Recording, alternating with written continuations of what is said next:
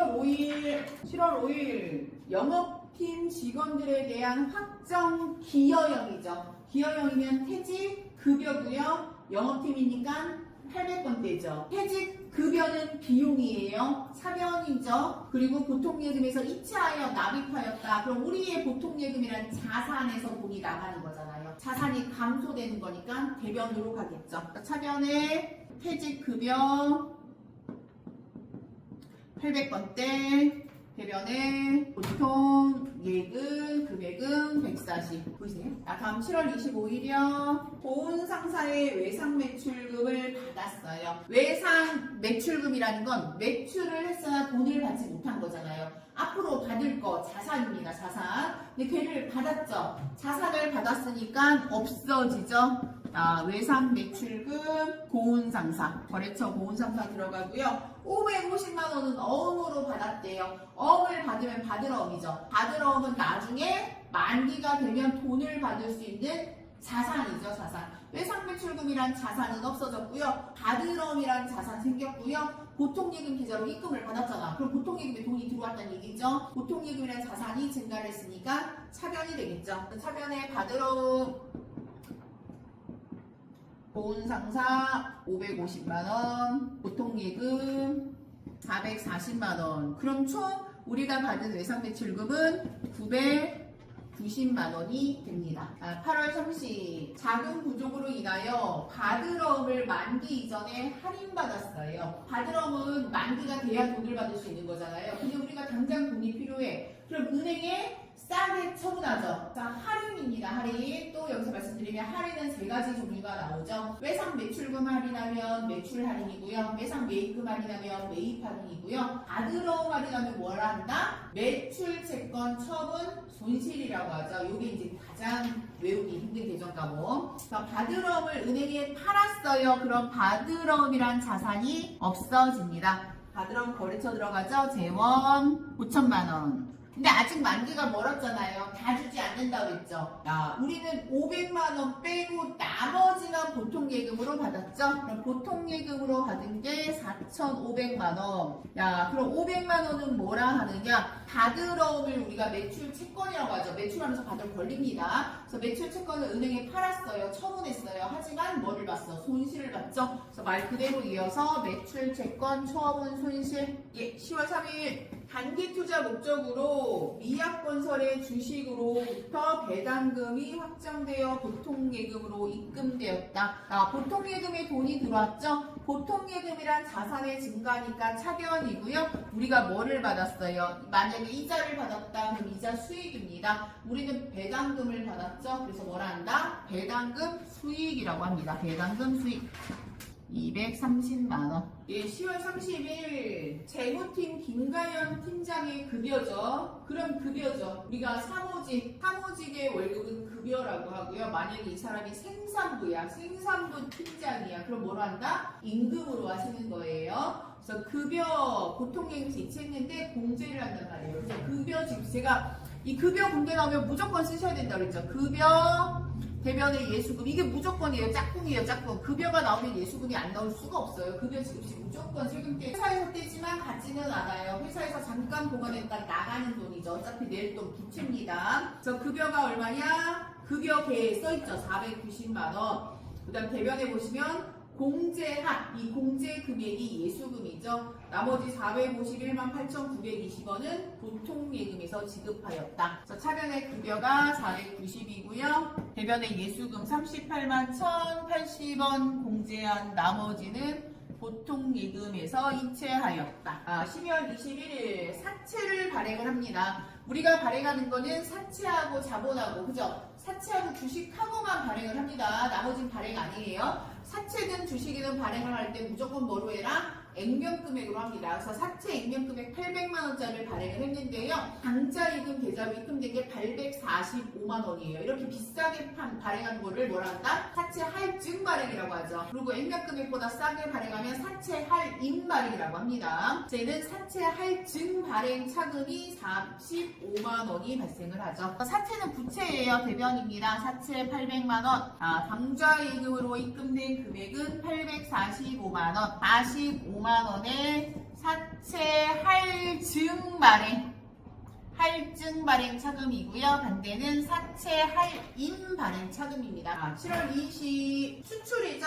얘는 수출이니까 유형은 매출의 수출이 되고요. 금액은 5,000달러인데 여기 보시면은 계약일 환율이 나오고 선정일 환율이 나오는데요. 계약일에는 우리가 말 그대로 계약만 했죠. 계약은 거래가 아닙니다. 뭔가 주고받아야 거래잖아요. 근데 계약일에는 뭔가 주고받은 게 없어요. 그리고 오늘 7월 20날 선적을 해요. 배에 실어서 보낸다는 얘기죠. 배에 실어서 보내는 순간 뭐가 되느냐? 제품 매출이 됩니다. 그래서 7월 1일날 계약만 체결했지 뭐를 받았다는 말이 없어요. 만약에 계약금을 받았다고 하면요. 조회해서 쓰셔야 돼요. 이걸. 미리 받은 계약금. 근데 계약금 받았다는 말은 없으니로 이거는 뭐 바로 들어가겠습니다. 더 600만원. 부가세는 당연히 없고요. 뭘로? 나중에 받기로 했죠. 나중에 받았다는 건 뭐예요? 외상이란 얘기죠. 외상이니까 분계는 2번이죠. 2번. 제품 매출 600만원에 외상 매출금 600만원. 제품 매출은 수익이죠. 수익이니까 대변에 발생하고 나중에 돈을 받아요. 못 받은 돈이죠. 자산이니까 차변으로 갑니다. 7월 23일 토지. 이거는 제가 말씀드렸죠. 한 번 6,200은 영원히 죽는 날까지 6,200이에요. 얘는 6,200입니다. 근데 토지는 감가상각 안 해요. 그래서 감가상각 자체가 안 나오고요.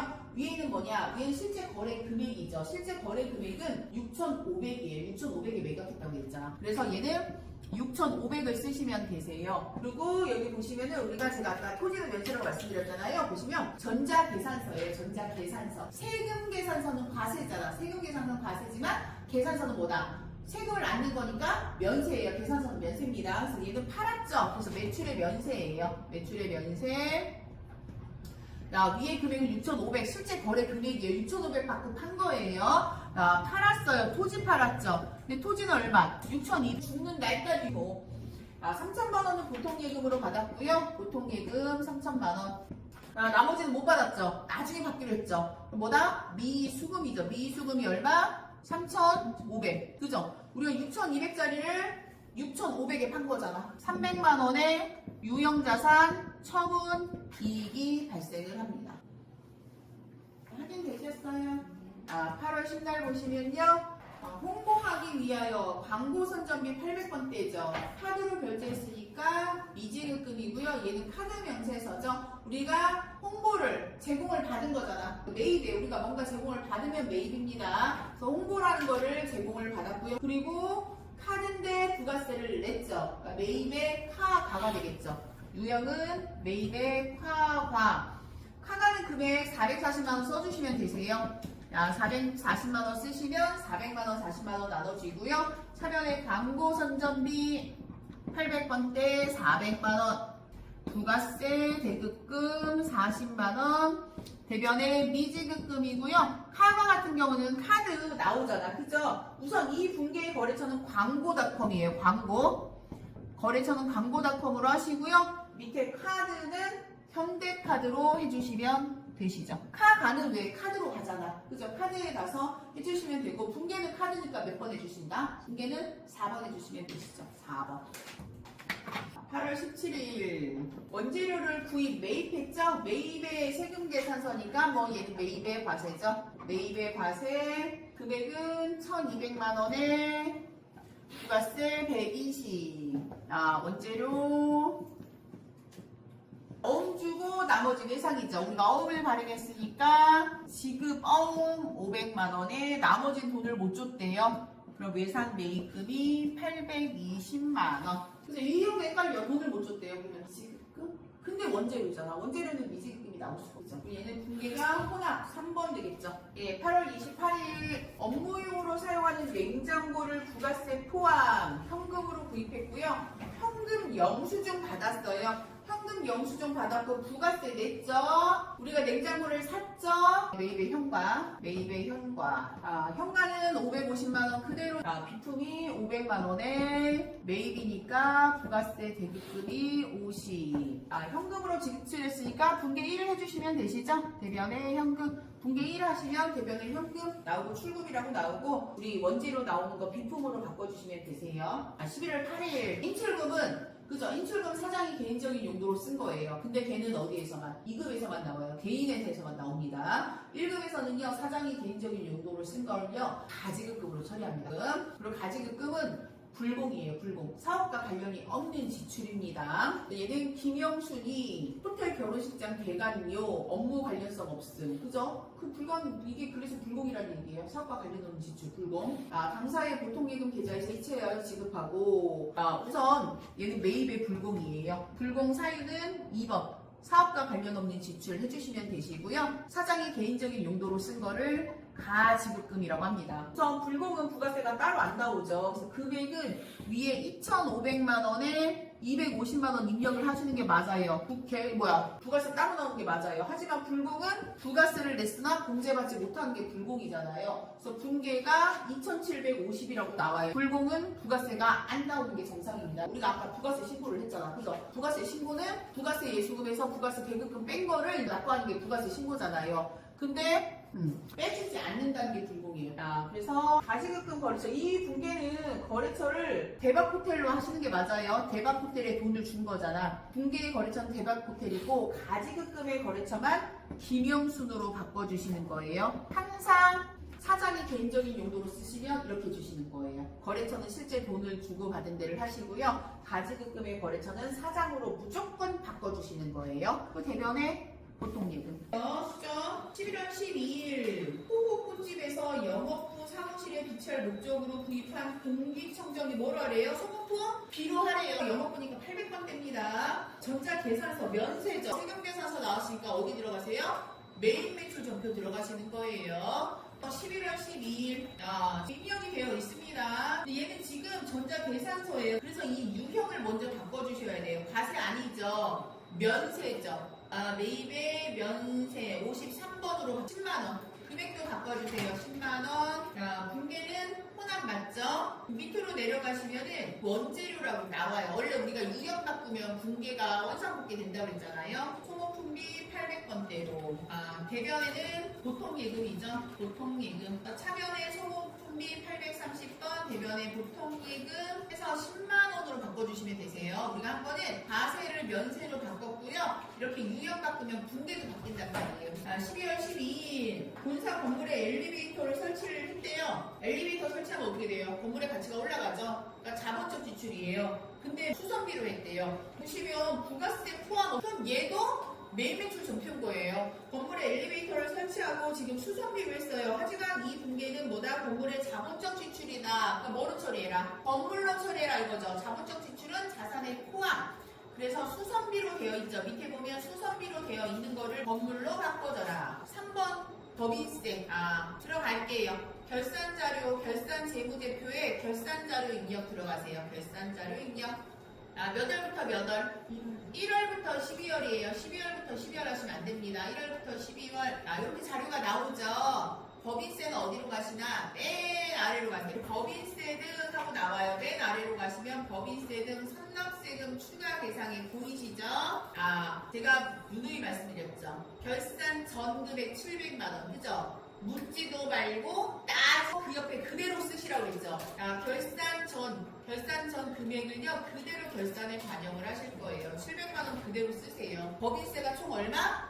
1,500. 그럼 우리가 추가로 얼마를 더해야 돼요? 800을 더해야 되죠. 그럼 그 바로 밑에 칸이 뭐예요? 추가로 더 내야 될 금액, 추가 계상이죠. 추가 계상액에다가 800만원을 쓰세요. 그럼 법인세 등이 얼마가 돼요? 1,500이 돼요. 그럼 결산 전에 낸 거 그대로 반영해주고 추가해서 1,500 맞춰주면 된다. 이렇게만 생각하시면 되시고요. 맨 위로 올라가시면 이제 뭐 누르실 거예요? 전표 추가. 이거 반드시 눌러주셔야지 된다 그랬죠? 전표 추가 누르시면 뭐라고 떠요? 일반 전표에 추가하겠습니까? 예. 하시면 우리가 지금 한 분계가 일반 전표 12월 31일에 이렇게 나와요. 법인세 이렇게 나옵니다. 이거 굳이 확인 안 하셔도 되시고요. 1번 보시면요. 3월에 발생한 판매비와 관리비 중 이런 거 나오면 어디 들어가셔나? 네, 1월계표. 3월에 발생한 거잖아요. 그럼 3월부터 3월. 예, 밑으로 내려가시면요. 판매비와 관리비 5번 보여요. 5번. 그럼 판매비와 관리비 중이라는 건 그 밑으로 있는 급여, 복리후생비, 여비교통비 해서 어디까지? 소모품비까지가 판매비와 관리비입니다. 그래서 3월에 발생한 판매비와 관리비 중 발생액이 가장 적은 계정 과목과 금액은 얼마인가요? 그럼 여기 개를 보시면 돼요. 가장 적은 애가 누군가요? 기업 업무 추진비, 그죠? 그래서 계정 과목은 기업 업무 추진비고요. 금액은 얼마? 5만 원. 요게 정답이 되겠죠. 예, 2월 말 현재 미수금, 미지급금의 차익은 얼마인가 나오죠. 총대정원장 가셔서 보셔도 되시고요. 총대정원장 들어가셔서 2월 말이잖아요. 그럼 앞에는 그냥 1월부터 하셔도 된다 그랬죠. 2월 말 우선 미수금만 보시는 거예요. 미수금. 그럼 2월 말의 잔액. 요겁니다. 2월 말 미수금의 잔액은 22530,000이에요. 얘와 미지급금 잔액의 차이죠. 그럼 이 미수금을 다시 뭐로? 미지급금으로 바꿔주세요. 미지급금. 그럼 또 잔액이 나오죠. 16800. 그죠? 아까 미수금 잔액에서 거기서 이 미지급금 잔액 빼면은 이제 정답이 되겠죠. 미시금과 미지급금의 차액은 얼마인가요? 550 부가세 확정신고 기간 4월에서 6월 공제받지 못할 세액은 얼마인가요? 부가세 신고서 들어가셔서 4월부터 6월 하시면은 공제받지 못할 매입 세액은 얼마네요? 쭉 내리시면 여기죠. 공제받지 못할 매입 세액은 얼마냐요? 그죠? 공급가액은 3,060이고요. 306000 306만원. 얘가 이제 공제받지 못할 매입 세액이 됩니다.